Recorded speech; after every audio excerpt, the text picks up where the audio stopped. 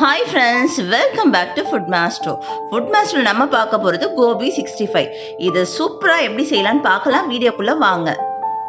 இப்போ நம்ம காலிஃப்ளவரை எப்படி க்ளீன் பண்ணலாம் சொல்கிறோம் வாங்க. ஸோ ஃபர்ஸ்ட் நம்ம என்ன பண்ணுறோம்னா, காலிஃப்ளவர் வந்து கொஞ்சம் வார்ம் வாட்டரில் வந்து உப்பு போட்டு எடுக்கும்போது அதில் இருக்கிற சின்ன சின்ன பூச்செல்லாம் வந்து போயிடுங்க. ஸோ இதுதான் வந்து நம்ம நல்லா க்ளீன் பண்ணுற மெத்தடு.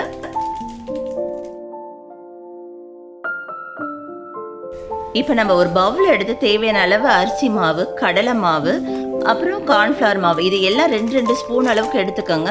கூடவே வந்து நம்ம வந்து மிளகாய் தூள் ஆட் பண்ணுறோம். காரத்துக்கு ஏற்ற மாதிரி ஆட் பண்ணிக்கோங்க. இது கூட வந்து நான் கறி மசாலா ஆட் பண்ணுறோம். இதில் வந்து தேவையான அளவு வந்து இஞ்சி பூண்டு ஸ்பூன், 1 ஸ்பூன் அளவுக்கு இஞ்சி பூண்டு ஆட் பண்ணுறேன்.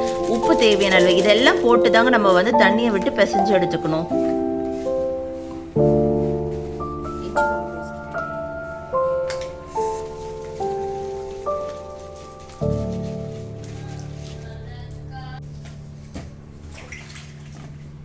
இப்போ இந்த மாவில் வந்து நம்ம க்ளீன் பண்ணியிருக்க காலிஃப்ளவரை போட்டு அது கூடவே வந்து ஒரு 2 ஸ்பூன் அளவுக்கு நம்ம லெமனை பிழிஞ்சு விட்டுக்கலாங்க. இது பிழியும் போது டேஸ்ட்டு சூப்பராக இருக்கும். ஸோ அந்த ரீசனுக்காக நம்ம அதை யூஸ் பண்ணுறோம்.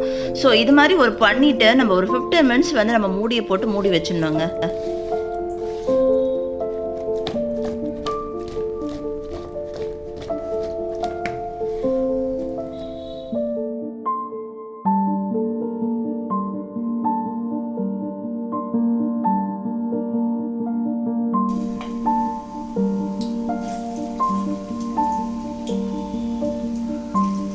இப்போ நம்ம ஒரு வானலை எடுத்து அதுக்கு தேவையான அளவு வந்து நம்ம எண்ணெயை ஊற்றிக்கலாங்க. ஸோ எண்ணெய் வந்து காஞ்ச பிறகு நம்மளோட கோபியை வந்து ஒன்றோட ஒன்று போட்டு எடுக்கும்போது அது லோ ஃப்ளேமில் தாங்க வேகணும். அப்போ வேகும்போது மட்டும்தாங்க அது கிறிஸ்பியாக இருக்கும். ஸோ இதை நீங்கள் மறந்துடாதீங்க.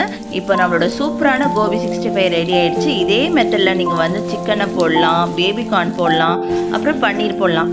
சேம் ப்ராசஸ் தான். இப்போ நீங்களும் இதே மாதிரி உங்கள் வீட்டுக்கு செஞ்சு பாருங்கள். உங்கள் பிள்ளைங்களுக்கு கொடுங்க, ரொம்ப டேஸ்ட்டாக இருக்கும்.